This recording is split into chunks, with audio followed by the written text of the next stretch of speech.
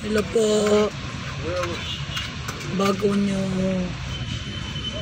bigkasin ang orasyon para paswerte sa negosyo, ito muna ang bigkasin nyo. The Apostle Creed. Tapos, pagkatapos ng Apostle Creed, ito na rin na Our Father. Pagkatapos sa Our Father, ito pong Hail Mary. Tag-iisa lang po ang bibigkasin. Tapos, ito pong Glory, Glory be. Pagkatapos, ito na ang bigkasin ng 3 bisis. Sator, Aripo, Tinit, Opera, Rutas, Salvami.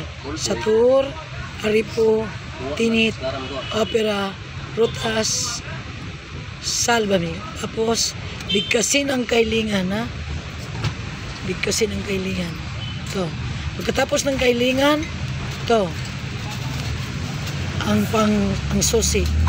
No, me, mom. 108 times, ha? 108 times.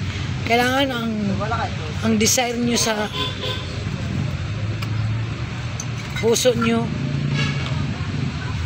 na magkakatotoo ang inyong desire, inyong hiling, ha? Yan lang po.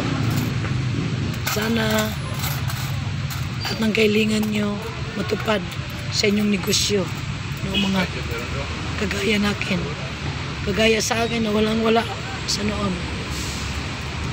Sinunod ko lang po ito, kaya sinishare ko rin lang sa inyo ang mga blessing na nasa akin. Okay? Salamat. God bless po sa lahat. Amen, amen, amen.